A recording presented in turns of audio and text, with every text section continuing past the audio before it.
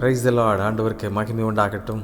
நம் தேவன் நம்மை ஒவ்வொரு நாளும் அற்புதமாய் நடத்துகிறார். ஆண்டவருக்கு நன்றி செலுத்தி அவரை துதிப்போம்.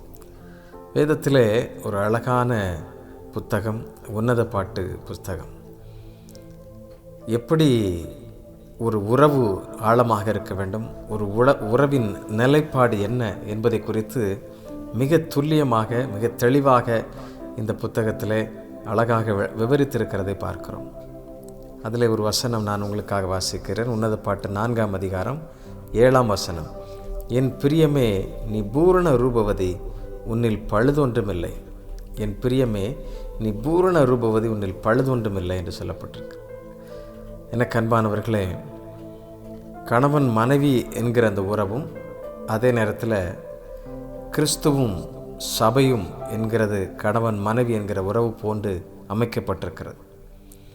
இந்த கிறிஸ்துவானவர் எப்படி மீண்டும் திரும்ப வரும்பொழுது என்னுடைய சபையாகிய மணவாட்டி அவர் சேர்த்து கொள்ளப் போகிறார். அதுதான் ரகசிய வருகை என்பதை நாம் பார்க்கிறோம். ஆண்டவருடைய வருகையிலே சபைகள் எடுத்து கொள்ளப்படும். அப்படி என்றால் சபையில் இருக்கிறவர்கள் எப்படிப்பட்டவர்கள்?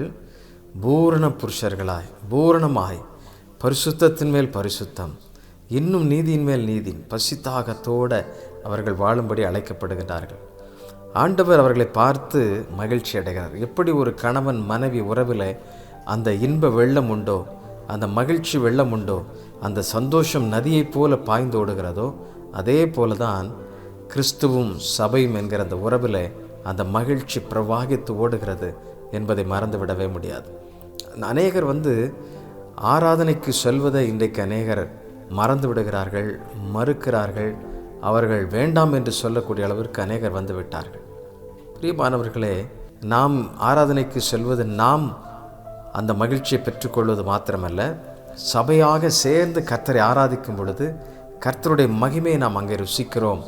ஏனென்றால் அவர்தான் நமக்காக ஆட்டுக்குட்டியானவருடைய கல்யாண வீட்டு அந்த விருந்திற்கு ஆயத்தமாக்கப்பட்ட பிள்ளைகளாக நாம் அங்கே உருவாக்கப்பட்டு கொண்டே இருக்கின்றோம். அந்த உன்னதமான அந்த ஆயத்தத்தை நீங்களும் நானும் ஒருபோதும் ஒதுக்கி தள்ளவே கூடாது. அநேகர் சபைக்கு ஏதோ ஒரு கடைமுறைக்கு போகிறது போல இல்லை. நம்ம எப்படி ஒரு திருமண வீட்டிற்கு எப்படி நம்மை ஆயத்தம் செய்து எப்படி ஜோடித்து செல்வது போல நம்முடைய சபைக்கு அப்படிப்பட்ட ஒரு உறவோடு உணர்வோடு இயேசுவை பார்க்க போகிறேன். மணவாளனாகிய கிறிஸ்துவை நான் பார்க்கிறேன். மணவாட்டியாகிய நான் ஆயத்தமாக இருக்கிறேன். இந்த அன்பு இந்த எப்பொழுதும் ரெண்டரை ஒன்றாய் கலந்திருக்க வேண்டும். நிறைய உறவுகளில் சபையை பற்றி பார்க்கும் பொழுது அங்கே துஷ்பிரயோகம் இருக்கிறத பார்க்கிறோம். சபை என்பது ஒரு நிர்வாகத்தை போல மாறிவிடுகிற ஒரு அமைப்பாய் பார்க்கிறோம். சபை என்பது அங்கே எல்லாரும் கூடி எல்லோரும் ஏதோ ஒரு கிளப் ஹவுஸ் மாதிரி எல்லாரும் அப்படி நினைக்கிறாங்க. இல்லை, கர்த்தருடைய பரிசுத்த பிரசன்னத்தை உணர்கிறதும், மணவாட்டி எப்படி மணவாளன் வர ஆயத்தமாக்கப்பட வேண்டுமோ அப்படி அந்த பழுதொன்றும் இல்லாத ஒரு சின்ன கரையை கூட அங்கே பார்க்க முடியாது. அதனால தான் என் பிரியமே, நீ பூரண ரூபவதி, உன்னில் பழுதொன்றும் இல்லை என்று சொல்லப்பட்டிருக்கு.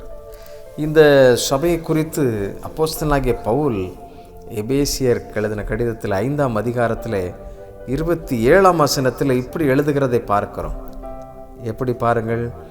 கரை திரை முதலானவைகள் ஒன்றும் இல்லாமல் பரிசுத்தமும் பிழையற்றதுமான மகிமையுள்ள சபையாக அதை தமக்கு முன் நிறுத்தி கொள்வதற்கும் தம்மைத்தாமே அதற்காக ஒப்பு கொடுத்தார் என்று சொல்லப்பட்டிருக்கிறது. கரை திரை முதலானவைகள் ஒன்றும் இல்லாமல் பரிசுத்தமும் பிழையற்றதுமான அந்த மகிமையான சபை. அப்படி என்றால் நம்முடைய ஆலயம், நம்முடைய சரீரத்தில் இருக்கிற அந்த இருதயம், தேவ ஆலயம், அது கரை திரையற்றதாய், பிழையில்லாததாய், பூரணமாய். அல்லேலூயா. ஆம் பிரியமானவர்களே, இதற்காகத்தான் அவர் என்ன செய்கிறார்?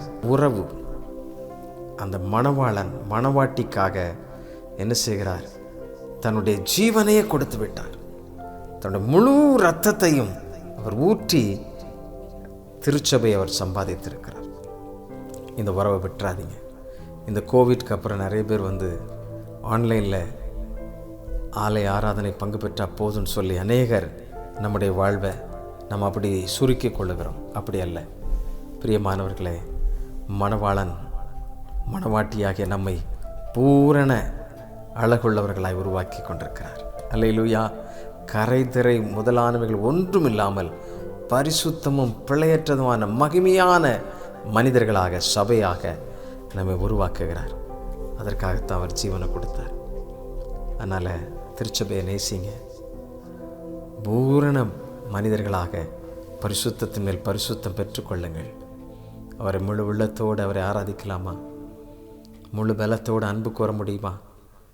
பழுதில்லாமல் நம்மை நேசித்த அந்த அன்புக்கு பழுதில்லாத ஆமென் அந்த அன்பை பலியாக செலுத்துவோம். நமக்காக இரத்தம் சிந்தி மீட்டுக்கொண்ட அந்த அன்பின் தேவனுக்கு நீங்கள் என்ன செய்ய போறீங்க? பூரண புருஷர்களாய் நடந்து கொள்ளுங்கள். பூரணமுள்ள மனிதர்களாயிருங்க. ஆண்டவர் விரும்புகிறார். ஒரு கரை இல்லாமல் எப்பொழுது. தேங்க்யூ. ஆமென். இன்னும் அதிகமாய் அன்பு கூறுவேன், இன்னும் அதிகமாய் ஆராதிப்பேன், இன்னும் ஆர்வமாய் அன்பு கூறுவேன், இன்னும் அதிகமாய் ஆராதிப்பேன், இன்னும் ஆர்வமாய் உம்மை முழு உள்ளத்தோடு ஆராதிப்பேன், முழு பலத்தோடு அன்பு கூறுவேன். ஆராதனை ஆராதனை ஆராதனை ஆராதனை ஆராதனை ஆராதனை ஆராதனை ஆராதனை. எபினேசரே எபினேசரே இதுவரையில் உதவி நீரே. எபினேசரே எபினேசரே இதுவரையில் உதவி நீரே. இதுவரையில் உதவி நீரே. உம்மை முழு உள்ளத்தோடு ஆராதிப்பேன், முழு பலத்தோடு அன்பு கூறுவேன். ஆராதனை ஆராதனை ஆராதனை ஆராதனை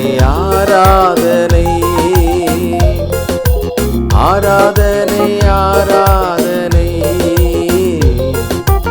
ஆராதனை ஆராதனை. அன்பு கூறுவேன், இன்னும் அதிகமாய் ஆராதிப்பேன், இன்னும் ஆர்வமாய் அன்பு கூறுவேன், இன்னும் அதிகமாய் ஆராதிப்பேன், இன்னும் ஆர்வமாய். கணவன் மனைவி உறவு எவ்வளவு ஆமென் மிக இன்றியமையாதது. அதே போல மணவாளன் மணவாட்டி பழுதில்லாத அந்த உறவு உண்டாக வேண்டும்.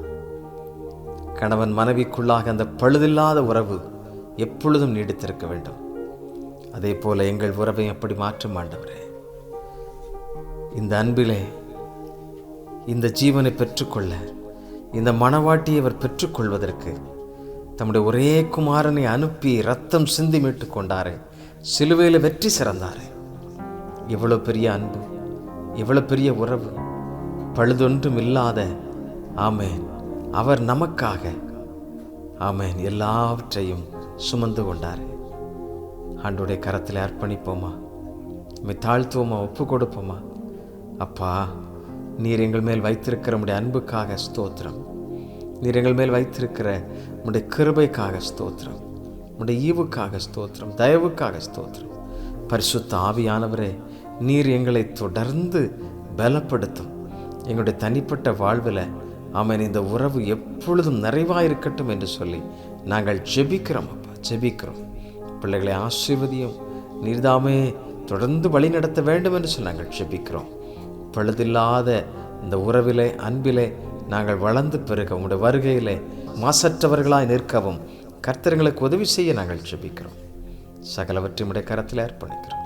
இயேசுவின் நாமத்திலே கேட்கிறோம் அன்பின் பிதாவே. ஆமென், ஆமென். தேங்க்யூ. God bless you.